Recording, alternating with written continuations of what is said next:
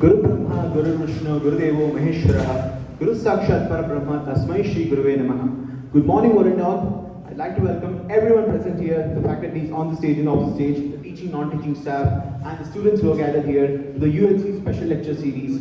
We are hosting today one of the most eminent guests from the University of London and Warwick, Shri Anurag M Katarki, sir. So I will just give a brief introduction. Please big round of applause. I would like to give a brief introduction of Sir Mr. Anurag M Katarki.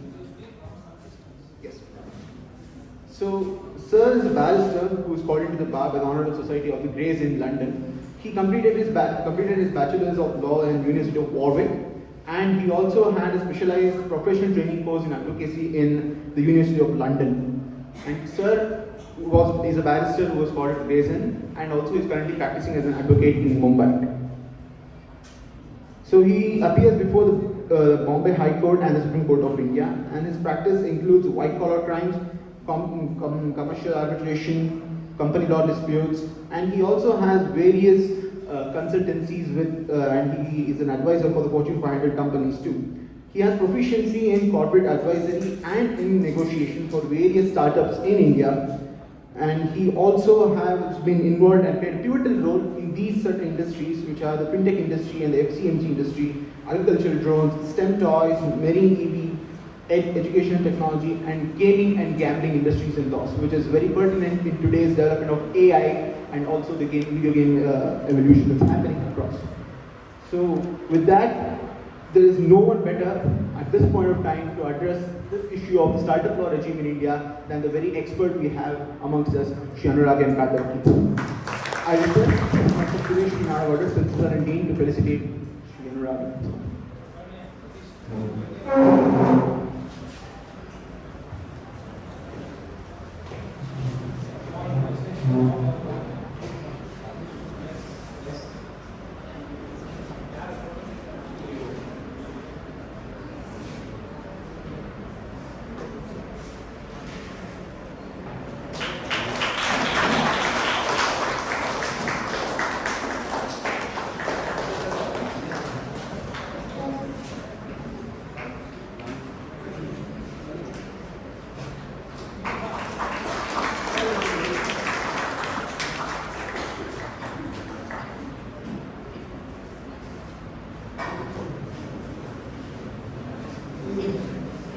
Now I request Professor Dr. Suresh in out of order, Principal and Dean, to address the gathering.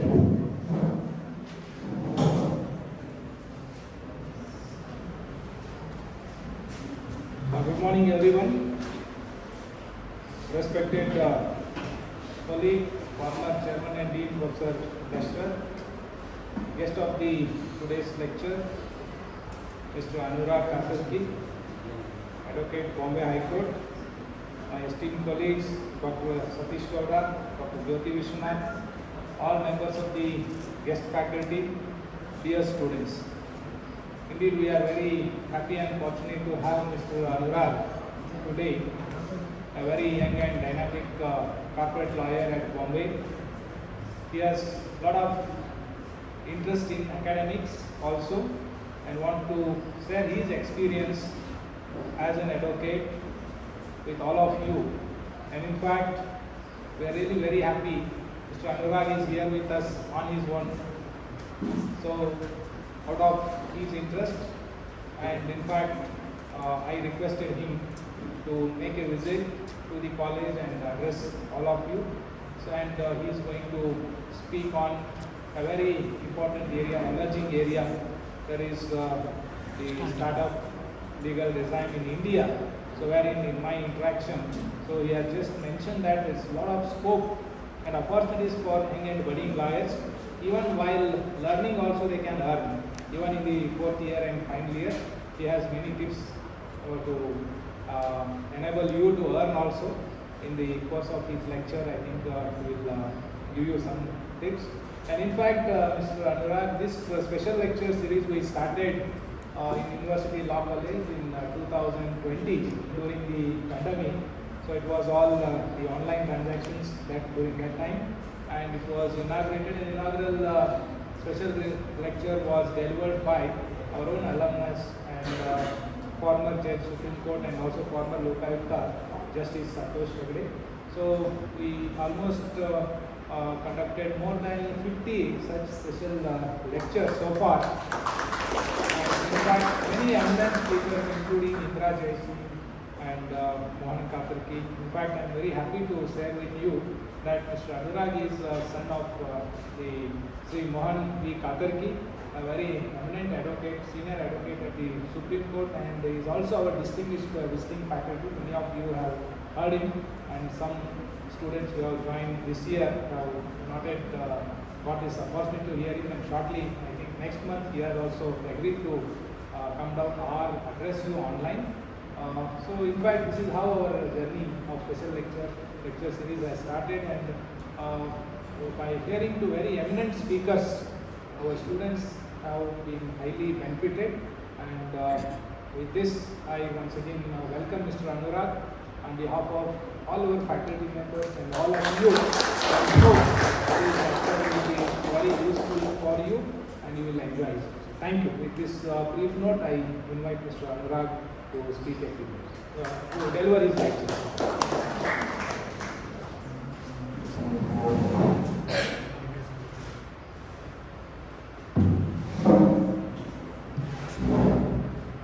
Thank you, Mr. Nardgood, for the not so humble introduction. But yeah, good morning everyone, good morning fellow students, members of the faculty, and our distinguished professors. Thank you for having me here. Like Mr. Nardgood said, this is one of the few offline lectures, and actually the first for me also. The pandemic had been tough for all of us, and online was the only way to go. But it's good to feel, good to be back on the podium and make sure that you all can have a personal interaction with the lecturers offline. So without further ado, I would start with today's topic, that is startup regime in India. Now, we all have been fortunate to be part of this booming new economy. Startup, what is a startup? A startup is where an entrepreneur is trying to find an innovative solution to a problem and trying to scale that business and provide scalable employability to everyone. That is what is the definition of startup generally known across the world. But as we say, what is generally known and what is said in law is very different. So the government of India has come up with its own definition as to what is a startup and who is eligible to be called a startup. Now, who's eligible to be called a startup is, like I said, A, you have to be in the innovative sector. B, you should be capable of providing scalable mass employment. Number 3, your turnover should be less than 100 crores. The moment you reach 100 crores, you're no longer called a startup and you're obviously a business conglomerate.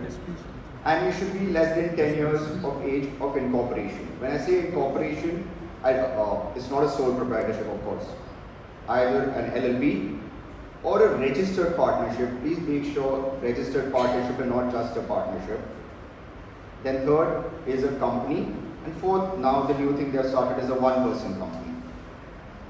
So only as long as you have all these criteria satisfied and you apply to the government of India, that is the TPIIT, is when you will get a Startup India certificate, and that's when you will be called a startup in India.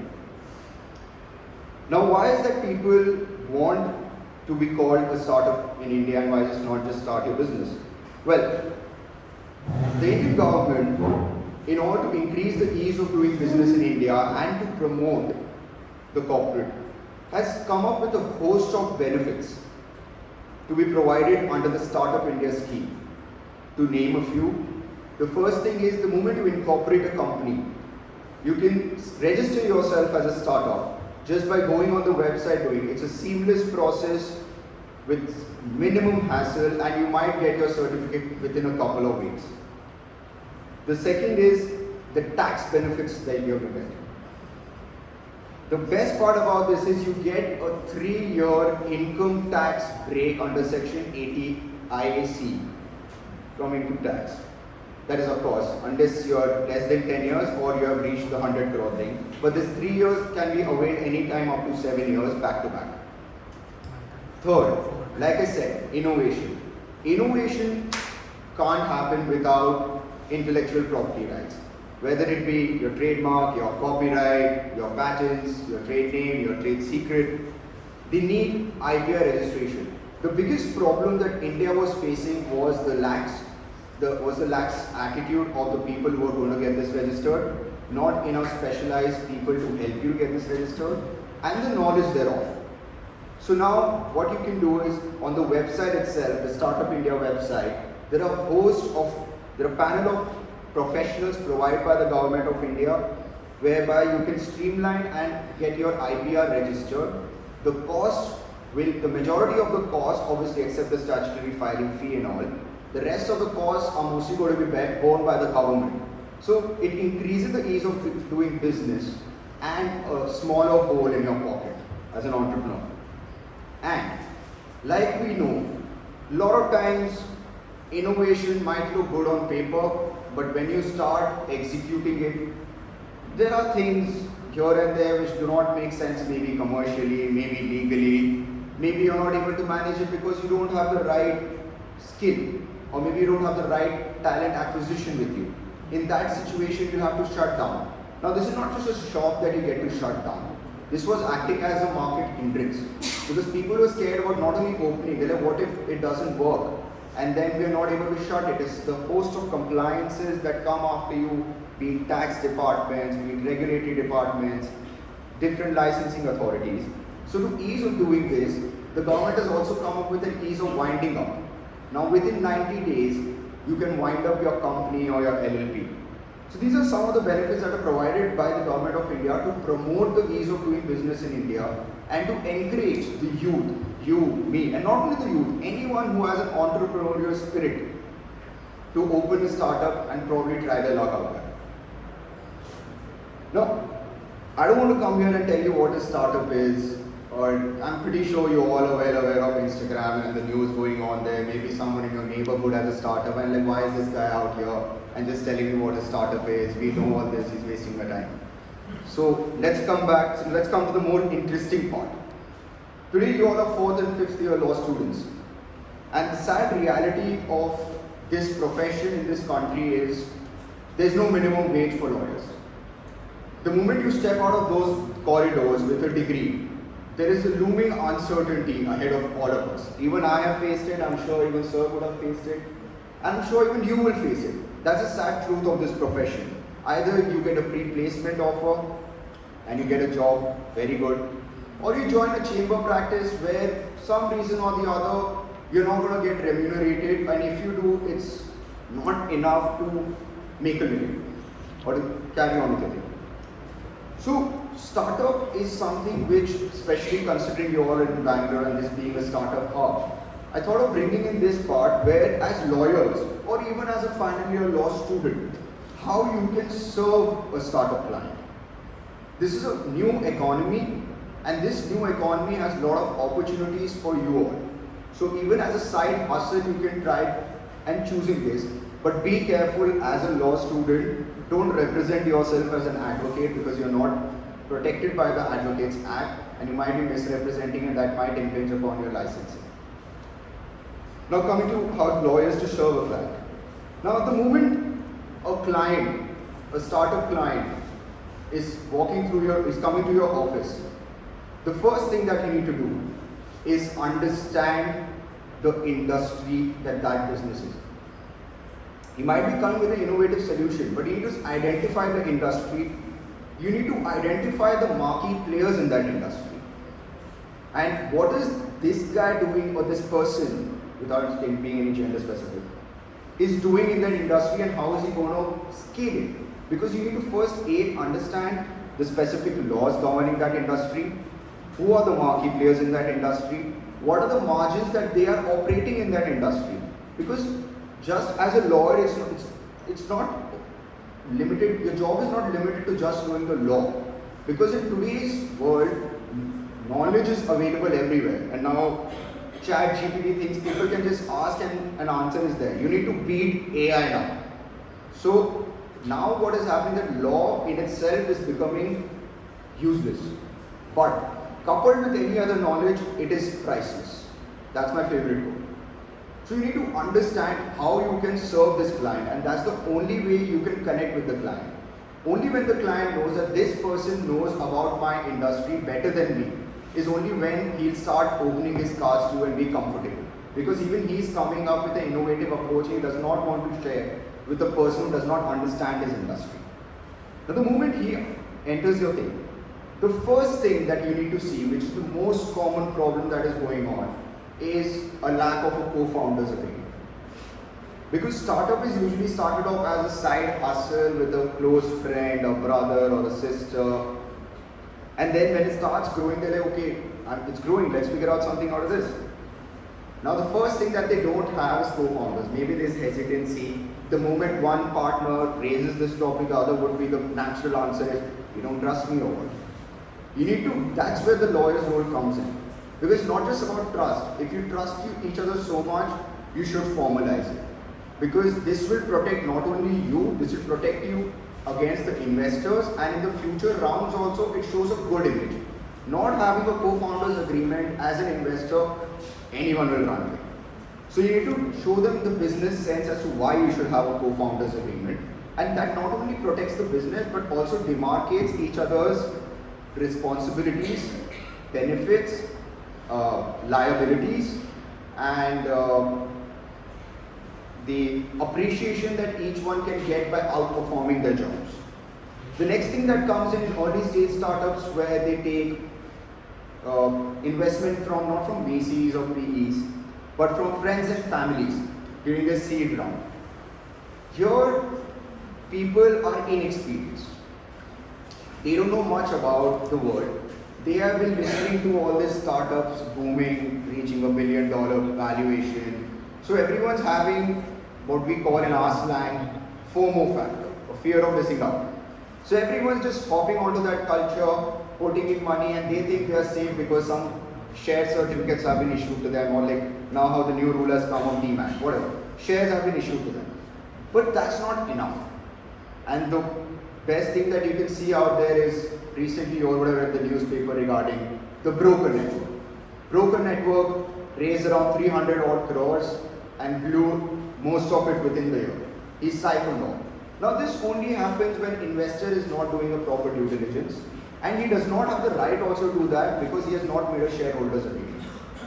A shareholders agreement is very important so that it gives the rights and obligations to the shareholder to inspect the company and also make sure that there is some watchdog looking at the way his investment is being utilized and how the important decisions are being taken.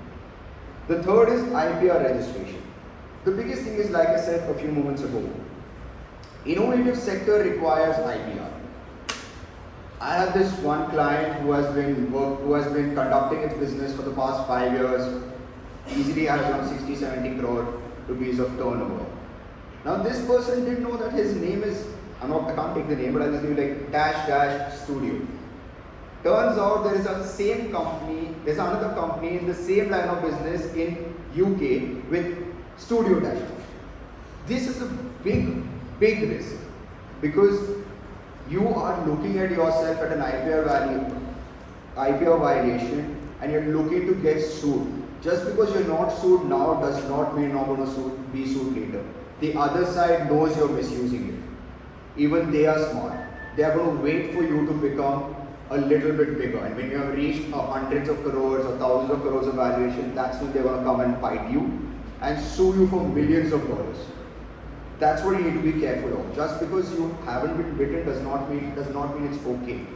As a lawyer, you need to apprise the client of these facts, and even if still they don't listen, make sure you put it on email so that tomorrow you are not sued for professional negligence. Just by saying things orally and listening to the entrepreneur, excuse me for my industry language, they like anything they'll say, yeah, ho jayega, or in Kannada, yeah, note it. But that does not work. As a lawyer, you need to be careful, you need to be diligent because you need to protect your license. For them, they only have money to lose, you have your livelihood to lose.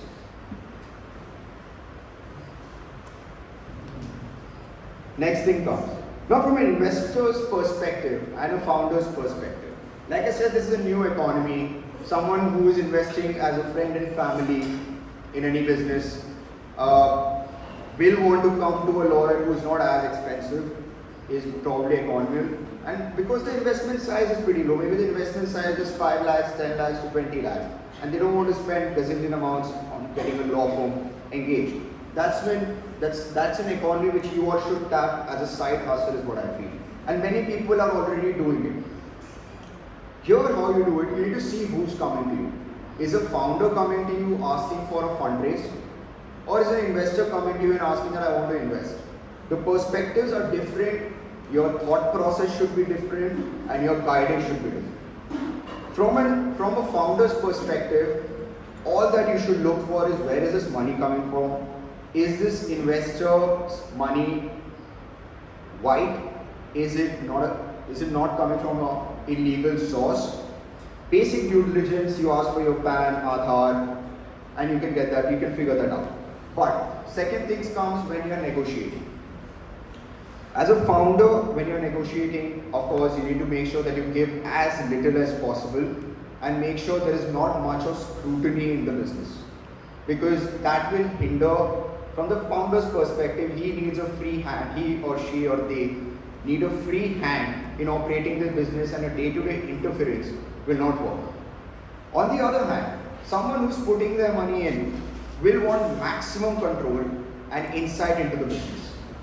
They would want to know where this money is being spent, how much is being spent. But obviously, day-to-day things you can't get into because then you are also liable. But they would want things like unaudited financial sheets to be submitted every quarterly. So that you don't have to wait till the end of the year, because a 1 year period is too long of a period for anything to get messed up. Certain decisions being taken not without the permission of the founder, of the investor. Maybe if he has given they have given a sizable amount of money, they would want a board seat. They would also want to make sure that after taking this money, the founder does not run away with the money or sells a stake. They would want to make sure that there's a lock-in for the founder, or also a reverse vesting clause for the founder.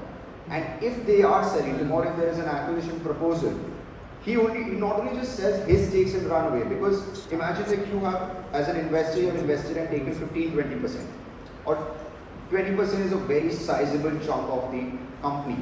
But if he sells 80% and goes away at a 10x, at a rupee 10 valuation, you as a 20% are not even going to get 8, because the other side can do whatever they want without your consent also. You can't even stop a special resolution. So in such thing, you need to make sure there are clauses like tag-along rights whether you make it an obligation of the founder that if you are selling your share, you take me with you at the same valuation. It's his job, to find a buyer. And from the founder's perspective, second thing, you would want this person to stick with you. You would also put in that you cannot exit unless we reach a certain valuation. You cannot exit unless there is a violation from my side. And you are in this for the end game and not just trying to make a quick buck out of this and going away. And also the type of investor that you're choosing, make sure that he gets a synergy involved. That by helping your business grow. And one more thing that is most important that you should look at as a lawyer's perspective when an investor comes in is the type of security that needs to be issued. Now, there are many people out there who have made a lot of money in their traditional business sense. The only security that they understand is equity. Fair enough. As for a layman, that is good enough. But as a lawyer, you need to step up the game. You need to look at the business. You need to look at the mindset of the founders. You need to look at the vision of the founders. Where are they going to take this? And how they want to take it? Is equity the best way to do it? Because if the founder is a person who knows how to take it, but he just wants the money and he doesn't care what type of investor is coming, no way would he want to give any voting right to anyone. And as a lawyer, you will say, okay, that does not mean that you can't take the investment.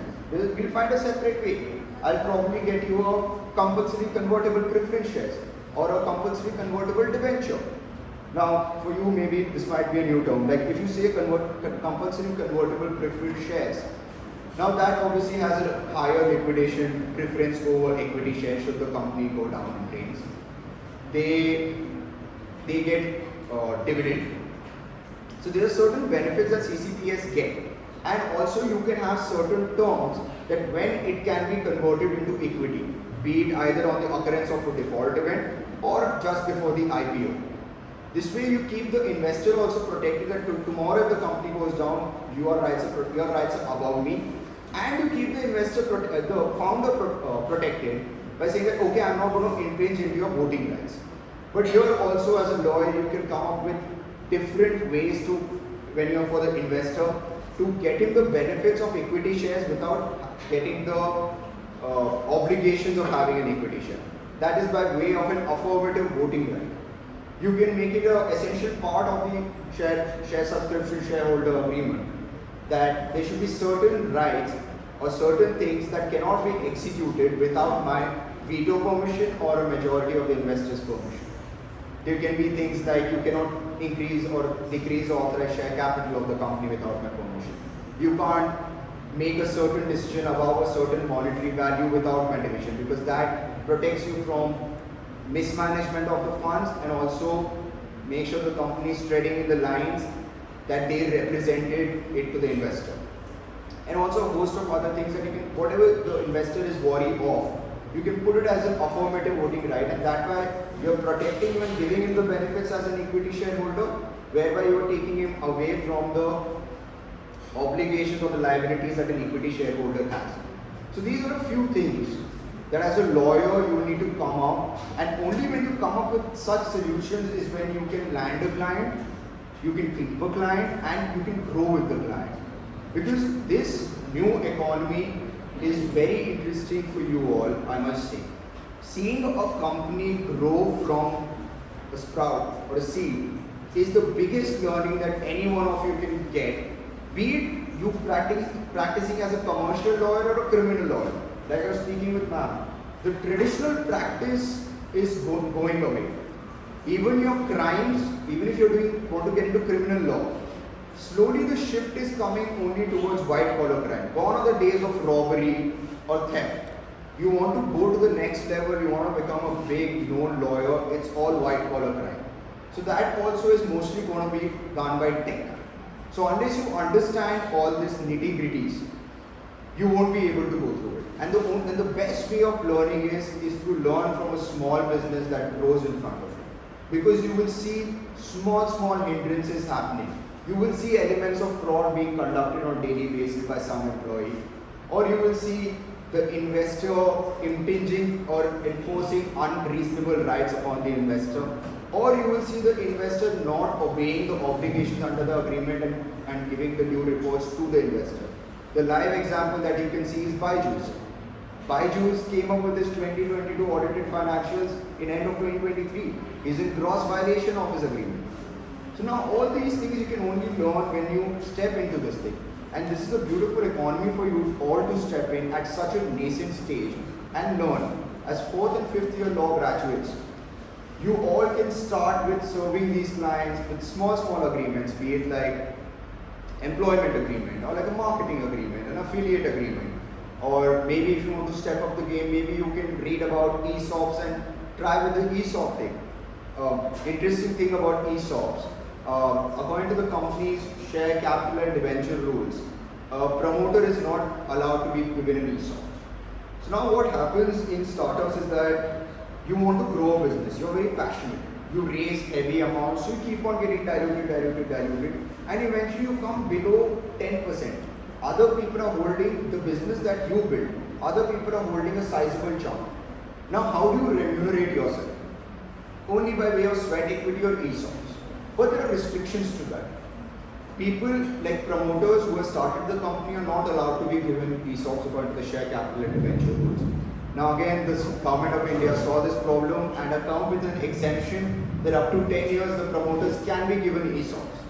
Now there are new, again a lawyer's brain would have come in here, a new concept has come in, promoter-less company. If you Google Zomato or Paytm, There's a new concept which even I'm not sure how it is flying, but it is. So it's a good concept for all us to learn. Promoter-less company, how? It is a professionally managed company. So there is no identifiable promoter in Zomato and Byju's.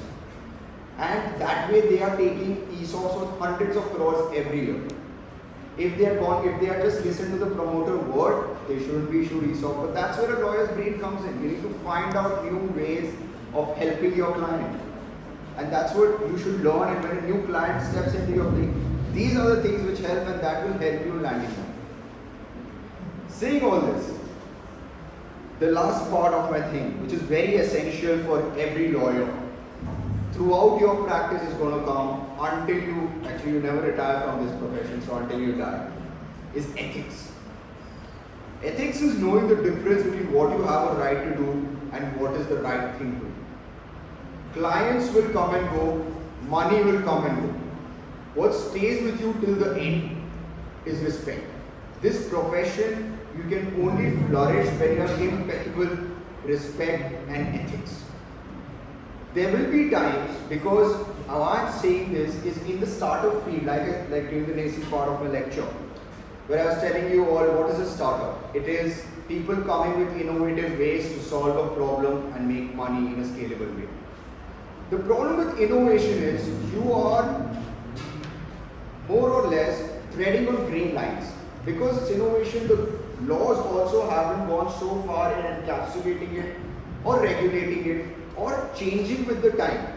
So there will be times when you're in conflict with your client where you're saying, okay, this may not be the most legal way of doing, but the problem is real, it is out there, and this is a great way of solving it. But maybe some regulation or law, for what's the reason, is prohibiting it. But still the entrepreneur wants to go ahead with it. Now for an entrepreneur, going ahead, I'm not saying doing something, but it's a grey line. For the entrepreneur, risk is the thing. No entrepreneur has made money without taking risk. The more risk you take, the higher returns you get.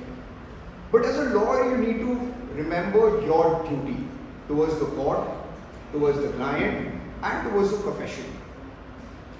So there will be these conflicts, and in such conflicts, you need to see in whatever limited capacity in light of that, are you able to represent the client?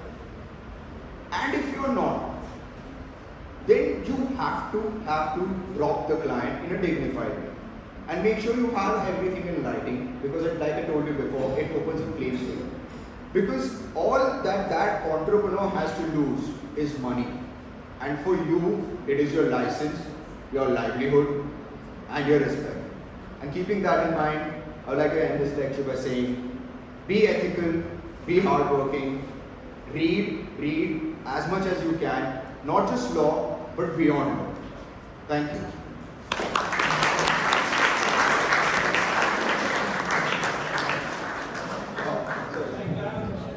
Yes, any question answer, and then towards then I can tell them about SUA and DTDC and Sure. Any questions that anyone has? Or was it so bad that everyone is clueless? Any questions you have, please raise your hands. We'll give you the mic.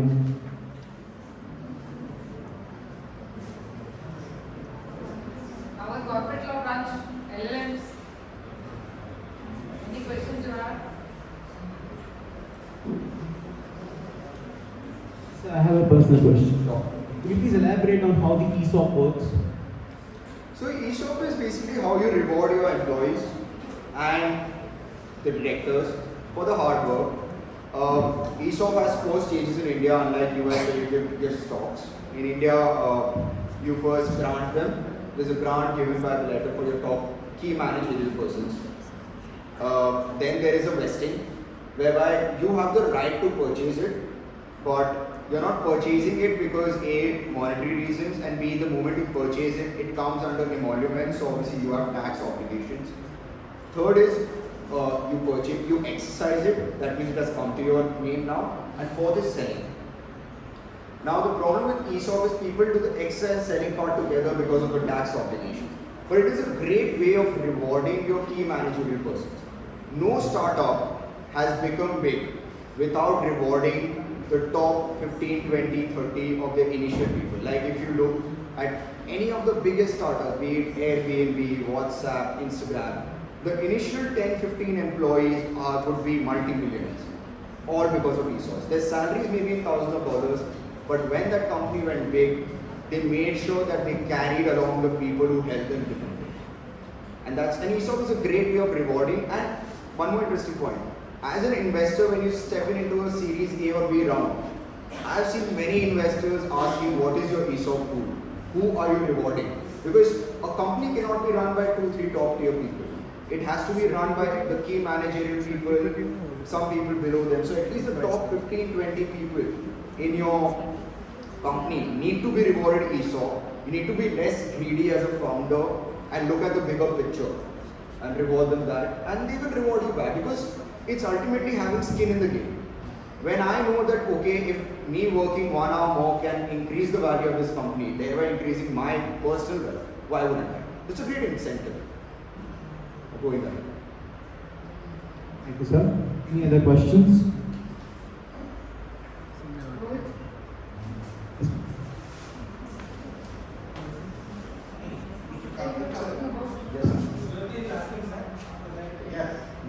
Okay, you were talking about like Zomato and Paytm.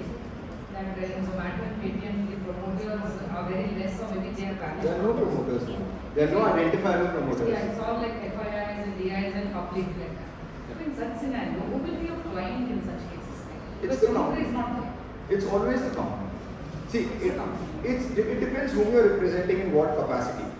So, if I'm just going for the investor, when company is so big, unless you're coming in for the FII or a really marquee PE, they just issue you shares and they're not even going to give you anything because your investment is negligible for them.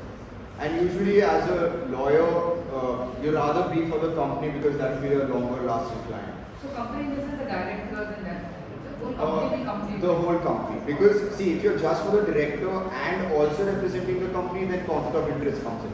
Because tomorrow, what if the director is doing something which is against the interest of the company?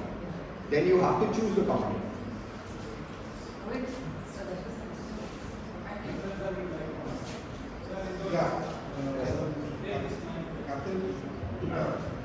Very good morning. Katarki, we are hearing more about unicorns.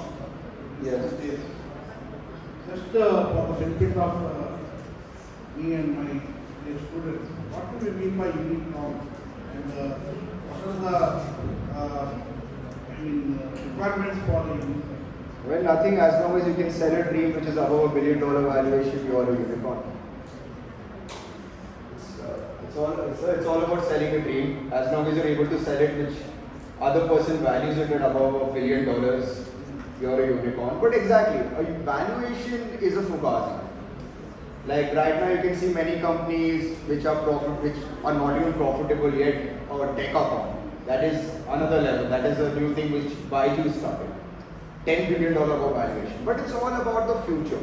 They are all tapping onto the future that can happen. And the best example of this is Amazon. For the first 20 years, they weren't even profitable. And now we all know where Amazon is. The founder itself is the richest person. It is one of the most profitable companies. Since after 2008, they realized the internet is going to take over. And that's why, be it Baiju's, be it anyone, maybe they are loss making now, maybe they will never make profit. But the market is so big that who knows, they actually might. With the introduction of VR headsets and everything, we all can have the same college experience as by sitting in our room. So it's all how you can sell a dream. You have to be a good salesperson. Any other questions, please, feel free to ask. Yeah, feel free to ask anything. Good morning, sir. Thank you Please for call the me Anurag. We are all members of the same profession. Unless I am sirs level or a senior counsel, don't deserve it. Sure, sir. My question is regarding when you mentioned about ESOPs, where as a gratitude that initial employees of the companies are being given shares, then what is the difference between the sweat equity shares and ESOPs that When you give for the, So not much of a difference, maybe the sections are different. But sweat, the problem is instant taxable because instant it comes to you. Here you have the option of buying. You know, a grant, like I said, grant, vesting, exercise, sell. First they grant, then over the year it vests. Like every year you will be vested 10 shares. Vesting means you have the right to buy, you haven't bought it. The moment you take it, because the market value of that thing, even if it's a private limited company, whatever the last merchant banker is taking out the valuation might be, imagine 10,000 rupees, but you have bought it at 10 rupees. That thing will be considered as an emolument, it will be taxed. So that's why you have that levy of not, you exercise and sell at the same time. Sweat equity is a very different concept which is given to not general employees, but it is given to someone at a very high senior stage who has come in. So today I have started a company with my friend. I am the CEO, he is the CEO. We scaled it to a certain level. Now I need a CFO. CFO is like, boss, I am not going to sit and wait for your vesting period. If I come in, I want instant. How do you give an instant sweat? Instant, I'm going to give you shares. I'll give you a certain number of shares by way of sweat equity because of the knowledge enhancement or the experience that you're imparting and bringing into the company at the highest level. So does the requirement of sweat equity shares, it does not require experience in the company, or the efforts that an employee has put to the company is irrelevant to the sweat equity shares? Sir? It's not, but generally the practice has been that. Because see, as an employee, you don't know how good he is, he, she, they, how good they are, right? So you want to see. So you need to have a gestation period. Now you can't just give them instantly. You have to then done. People will come and go. You need to see them. You need to see what if he's doing some breach. So and that's why you're making him stick into the company for 2-3 years. You're at the CFO level. You know that he has come in only, so he's going to stay. He's not going to run away in 1-2 years. These old people are like, okay, at a low level, but you need them. So it's a different mindset and it's a negotiation game, how you approach it and Thank the you. type of talent you're acquiring. Yes, sir. Thank you. Okay, anybody else? Particularly from corporate law, LLMs? Yeah, good. So others can get ready.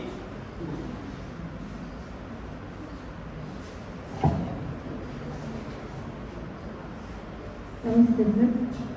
So, generally, the investors come from rich background. Yeah, I'm trying. Generally, the investors come from rich background. If the people like middle class groups, if they want to make a startup, what are the procedures occurred to register, or what are the challenges we can face as a startup to register in the government portal? And sometimes some companies will start up they will work for 3 months or 1 year. Is there any particular time gap to register as a startup? Okay, so 2-3 parts to that question.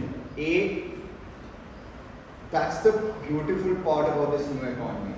It doesn't matter what your background is. As long as you have the vision, you can do it and people are there to support you.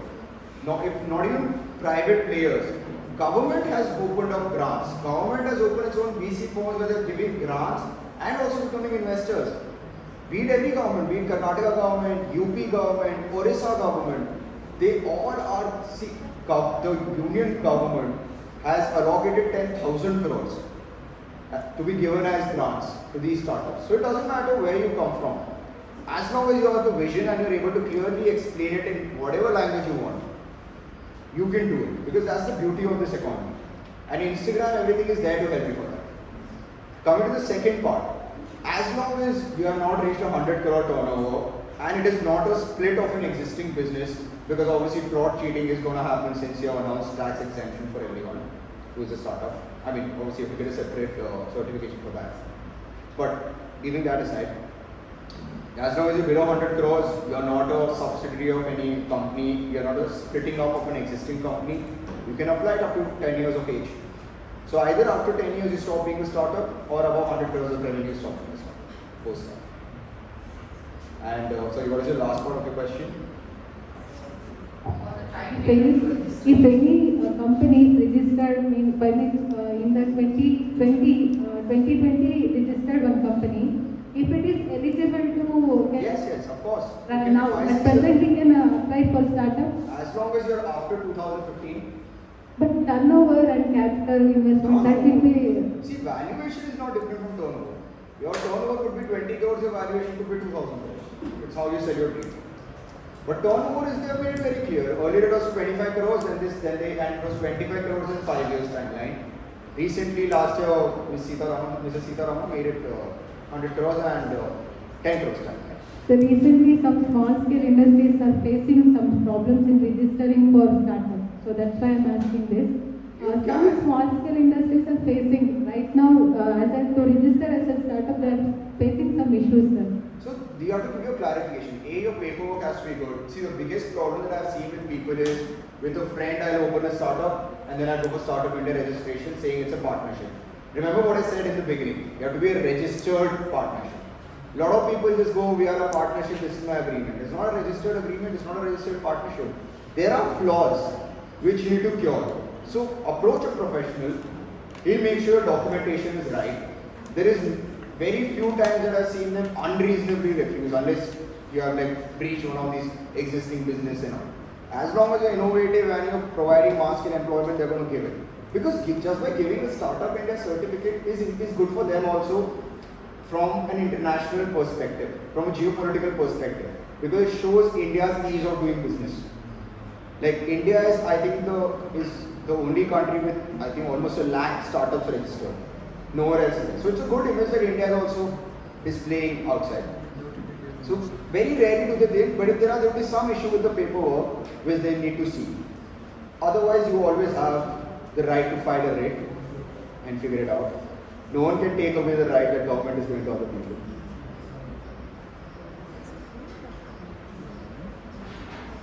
No more questions? Please come in.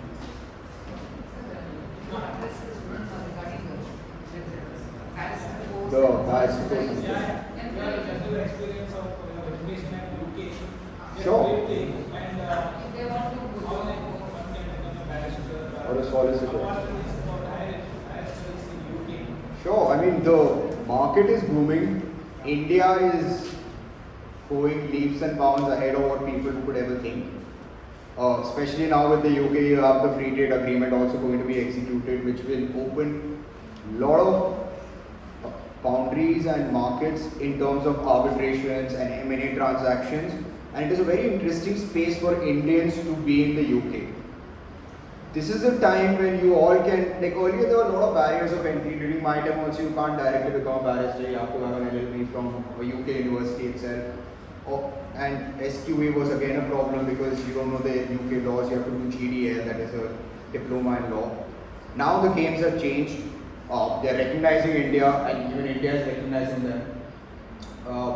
The best thing that you all can do after your 5th year thing is LLM is something there, but it is highly expensive because now, I don't know, UK has become unaffordable for everyone. The cost what was there during my time might have doubled or 2.5 to 3 times by now. So the most economical way, according to me, of entering a UK market will be through the SQE, that is the solicitor's exam. There are 2 parts to it, SQE1, SQE2. I didn't do that, so I just have a basic knowledge because my friends did it. You can do the SQE1, work for a couple of years in India, and get an exemption for SQE2. I think the exam fees is also pretty affordable and negligible compared to what I was spent in LLM. And that opens your doors to work in a law firm in the UK. And they are, especially insider news, is they are hiring people specifically for India disputes. So you can be in UK and you don't even have to know much about their law because they are hiring you because of your knowledge of Indian. So the market is opening up. The pay is much better. Of course, it's in pounds, but still the pay is, if you compare it also, is way better. And obviously, you get that international tag. And the biggest of the biggest international arbitration disputes, which we all dream of, is now very easily accessible to you. So SQE is, I think, something which you can look at. And LLM, should you want to expand your knowledge, of course. And barrister, like you were saying. So in UK, the distinction is a bit there. Like how in India we have one advocate. doing everything. You can work in a law firm, you can argue in court, you can draft pleadings, you can do whatever you want. In UK, there's a clear demarcation. So what we do is, first there is a 3-year or a 1-year LLB, depending on how you've done it. But in the LLB, you only learn substantive law, that is your contract, tort, obviously you know constitution, public law, criminal, not the CRPC, the IBC, the substantive part you learn. Then you have a choice whether to become a solicitor or a barrister. Solicitor, that SQ route. Barrister, during my time it was called BPTC. Now I think the name, I don't know, they change every year, so I'm not sure what's the latest name. The acronym, but it's ultimately the end goal is barrister. So that you can do, that will be a 1-year rigorous course or split for a 2-year part-time course. You can expect 12 exams within the year. The best part about that is how it trains you. Because in UK, solicitors are the one who work in law firms. So one is obviously your transactions, your M&A, corporate part. Second is obviously if you're in the disputes team, you'll be more interacting with the client, drafting the witness statements, filing the papers and all. Whereas a barrister is the one who has the right of audience. Right? When I say right of audience, that means the right to argue in the higher courts. Solicitors can argue in the lower courts, but only the barristers have the right to argue in the higher courts. So the clear demarcation is there that as a client, you first go to a solicitor, you brief him, he takes a witness, he drafts whatever, goes, briefs the barrister, and barrister settles everything, and based on that he argues in court. So if you have the argument mentality and you want to become a counsel, how we call it in India, you can try the barrister route because the education that they impart is very holistic. I've done a webinar also on this, you can find it on YouTube where I've given a detailed description as to what these courses are and what they do, but just in a crux. The best thing that taught me or sharpened my skills as a counsel was every week we used to have a recorded cross-examination, examination in chief, and an application. So every week recorded session would get a sheet to judge ourselves. Other side would be a profession. So this does sharpen our skill. I've written a lot of articles on this where Indian education system needs to mold itself to become more practical and teach students the art of cross-examination, examination in chief, because that is one thing which has to be taught, and in the interest of law, the clients, victims of malicious prosecution, cross-examination is an art everyone should learn, and the quicker you learn, the better off you are. So these are the small things which are very different from India, like opinion writing. So these things, if you want, you are interested in, you can opt for the barrister course. Rest, if you want to have a detailed this thing, I have given a lecture which is available on YouTube, you can access that. And if you have any other doubts or any other help, you can always reach out to me on LinkedIn. I'm pretty open that way. And yeah, anything else? So how about the new entrance to the bar? The opportunities in Mumbai High Court and other courts. Corporate sector, like I think I've given a very detailed description as to the new economy in the corporate sector. Bombay High Court. In law firms, obviously the ball game is different. My personal experience, I would suggest don't directly join a marquee law firm. Rather, take that short hit of income, only if you can, of course, and join somewhere where you can actually learn. Because in a marquee law firm, you are just another resource. They will pay you well, no doubt.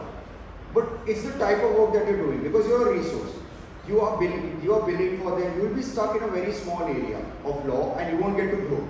Rather join a smaller person. If he is paying you half of what these marquee law firms are paying, take it, worth it.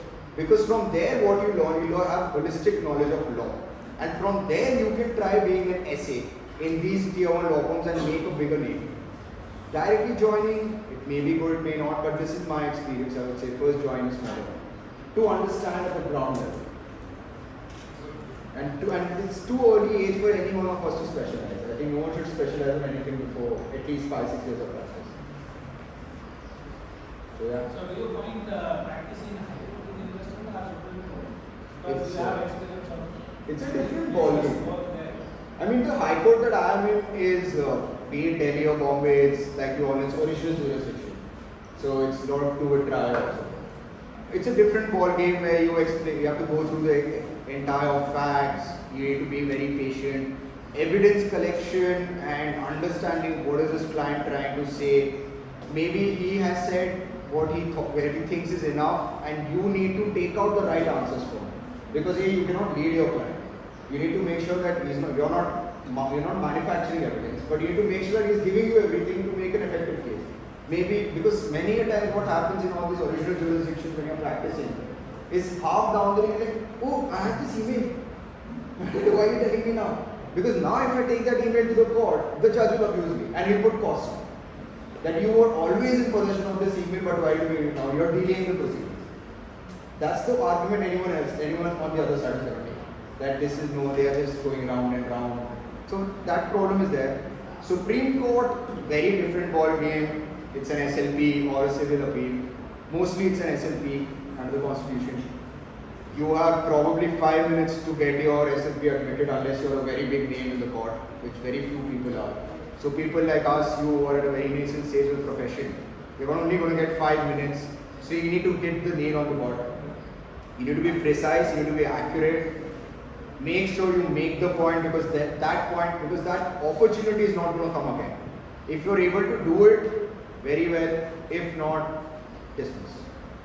It's that 5 minutes that you're able to catch it up. And you need to obviously check the vibe of the judge. But before, you need to understand what arguments does this judge appreciate. Like the one judge I knew like we are doing the arbitration, we're going for appeal 34, 37, then Supreme Court. We knew this judge. If we go and open our mouth for partiality of the arbitrator, he will tell me to get out before completing the work. He'll say, your power should get out. So you need to understand the judge also and make your arguments accordingly. It's a very calculated game. This profession is very stressful because like if someone tells you to describe this profession, I would be like, my job is to clean this room. There is another person who is constantly spitting on the other side, and there is one person who is shouting at me for not cleaning it quickly. The person shouting is the judge, and the person spitting everywhere is the other side's counsel. His job is to make sure you don't do your job properly. So it's a very stressful profession. You need to make sure you are calculative. You can check the vibe of the other side. More than the facts, you need to know the other side and the court. So there's a lot of factors that come in, and because there's that small time frame, you need to just follow your gut and take it. So, what would you like to recommend to them? To join for corporate sector or to join the practice? Follow your passion, do everything. See, for me, I have done litigation since my first, not even first, before I joined college. Like Dad could never see me sit at house. He used to always pick me out to go join somewhere. So everywhere I have done litigation. Suddenly when I left AZB, I was at crossroads where a friend just came to me and told me, hi, I have this startup.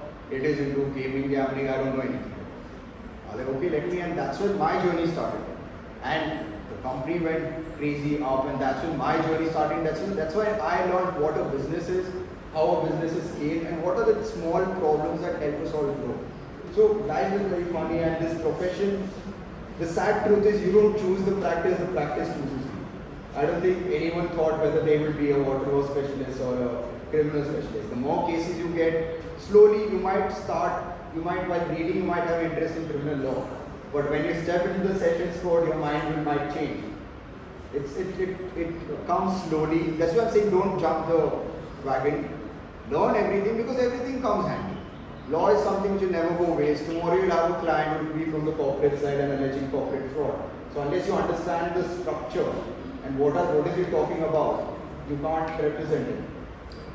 So it is like that it's better always to start practice at the lower course to get to know about the procedures and all those things. Yeah, everywhere. Grounded. You can try. You can try. Whatever floats your boat, but just don't sit idle and be at the ground level. Be it whether High Court, Sessions Court, Supreme Court. The most learning I have gotten is from a law clerk and the registrar. Go and sit there for 5 days, you will learn everything. Why is he rejecting this petition? What defect is he talking about? Because basic things we all can do with templates, but it's very important for people. Examination, cross-examination, Yes. one can learn Yes, yes, it's very important to learn that because quick thinking you can only learn in practice. Quick thinking on the field is very important, and it's not only that, even if you're doing arbitration, you have to do cross-examination. Just in a more lengthy way, that's even scary. Because now the client has paid for lakhs of rupees for this, now you have to sit with this witness for 4 hours. Unless you have the art of doing it, you're screwed. Right, thank you. Thank you everyone, thank you for having me.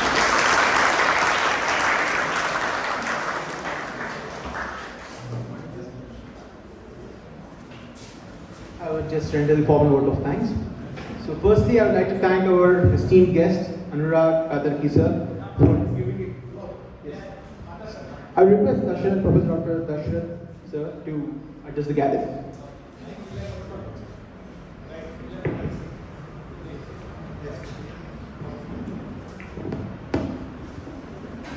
Respected Honorable Principal and Dean Professor Shri sir, very enlightened and knowledgeable person in the area of corporate laws, Shri Anurag Kartik, my colleagues in the department in college, Professor Satish, Professor Jyoti, Professor Chandrikanti, members of the guest faculty, Madam Librarian, and dear students. You know, when I joined the first batch of the 5-year LLB course in the World Building in 1986 for part-time, for the first time, my mentor and professor, Professor Ilis, gave me 2 subjects, company law and legal and constitutional history of India. I was little bit discomfort. Why? Because me coming from a very lower middle class family and was very much not well informed about what is a company and what is the interplay between the law and the company. Then I started teaching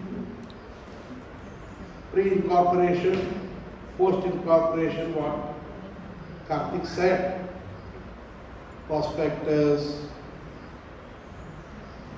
then promoter,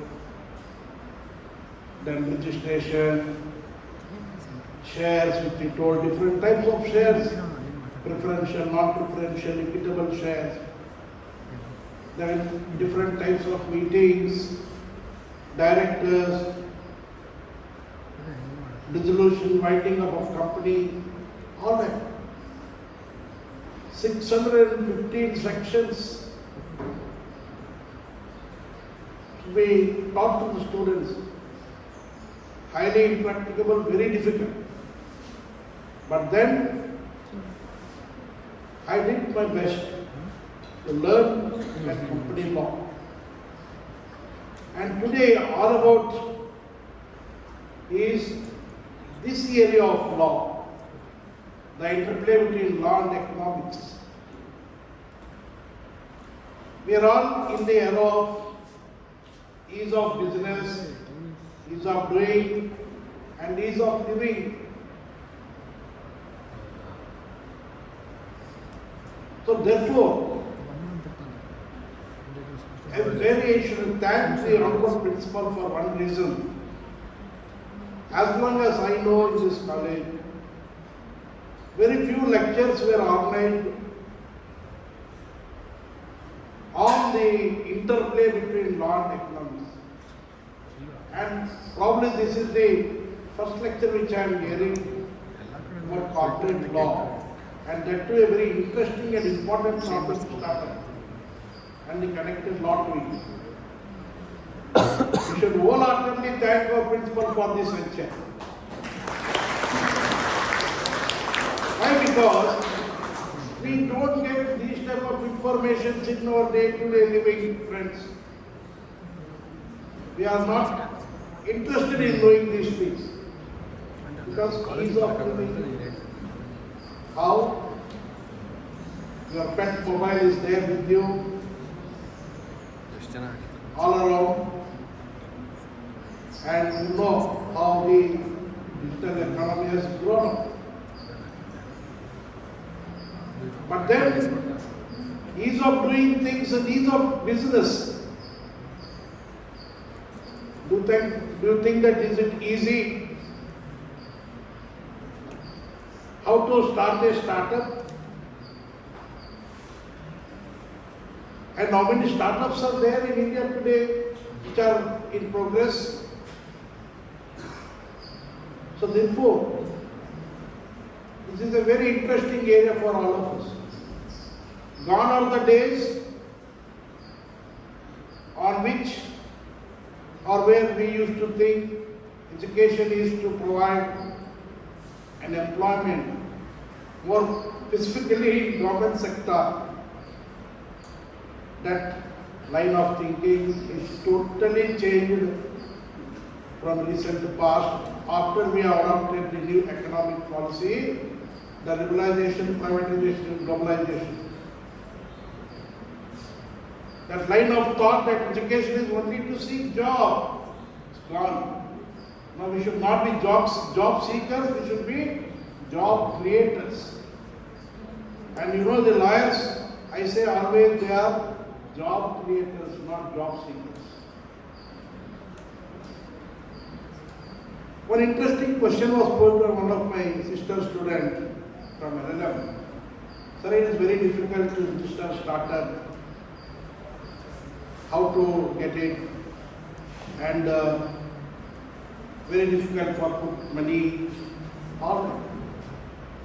Friends, there is one organization in Bangalore in Sadashiv that is called as the National Mahabodhi Society, where you can find one principal auditor there by name Mr. Dodaswamy.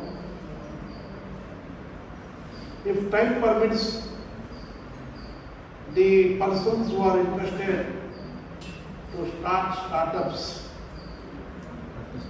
especially the population belonging to the scheduled caste, scheduled tribe and backward caste, you can go and meet him by taking some appointment and meet him. He will give you all the information and direction how you have to start. You know there is one program which is available in the portal, Pradhan Mantri Employment Generating Program. As per that program, I too was not aware of it. A person belonging to scheduled caste or scheduled tribe is willing to start a startup will be given a loan up to the extent of 10 crores without any surety. Every Bhadrate guarantee, because the government itself is the guarantee. But how many of us know this? So, have you ever heard about the project report? Sir was telling documentation. We should have a project report on hand which will indicate what type of venture we are going to start and how we are going to conduct the business, how are the markets, options for that, and how you are going to progress, generate money for yourself and for the nation. We have to become taxpayers, not eating the money collected out of the taxes. We have to be taxpayers in this country. So in that direction, if you are acquainted with the different schemes of the Government of India, the Government of Karnataka, And then too, all of us are living in a very popular city, Bangalore city. You know, if we are not aware of the governmental schemes which will enable us to start business, which will enable us to start startups, then who else will be knowing? Do you think the people residing in the mopsil areas like Raichur, Gulbarga, Bidar, Bellary will be knowing? So the lawyers are the best educators. I was asking Mr. Dodaswamy, sir, you are giving very good lectures, but for our lawyers to start their offices, it's highly difficult. They go and see the crowd in Bangalore Bar Association and they get annoyed, where do I survive here? So to start for them, they have to go to a senior. Then they have to learn the things. In the college, how many laws we are able to teach within a limited period? But we are all in the institutions teaching the basics.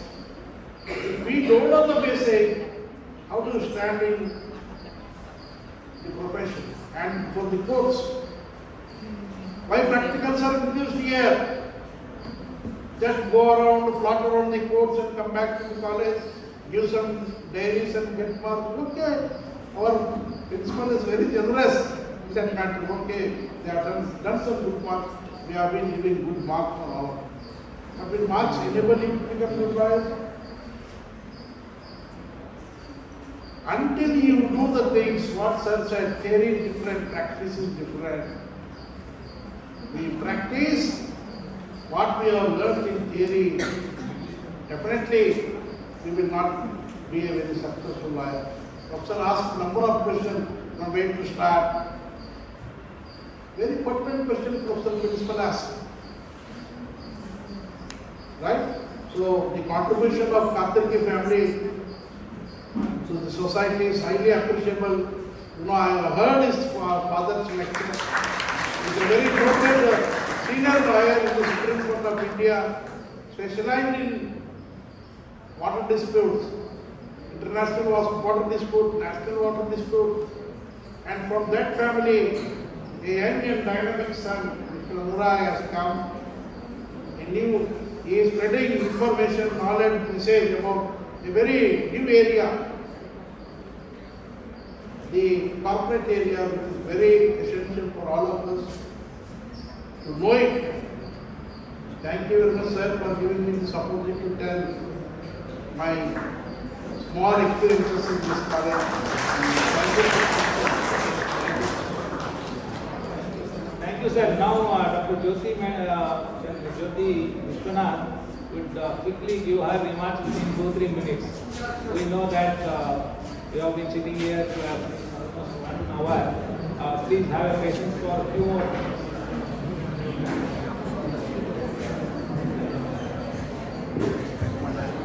Good afternoon, everybody. Respected Principal Sir, Dr. M Katarki, and our dear young friend, Mr. Anurag Katarki, and my dear students, LLM, LLB, all of you.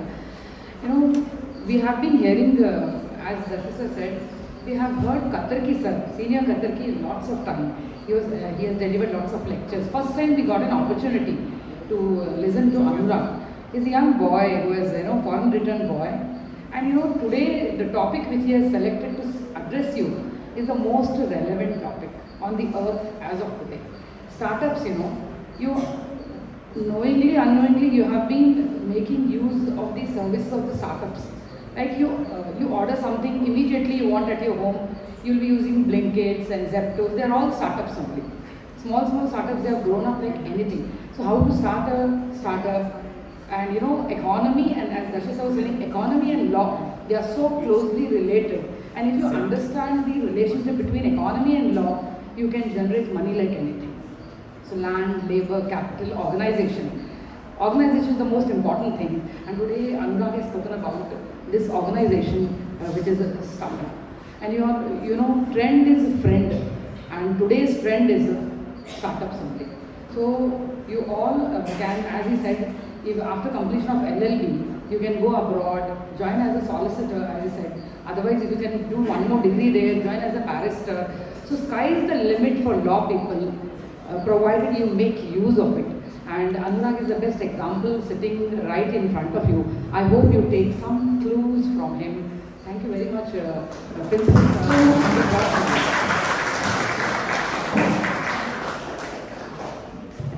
Okay friends, I hope you have all enjoyed a very stimulating and informative lecture by a very young and dynamic lawyer, Mr. Anurag Katarki.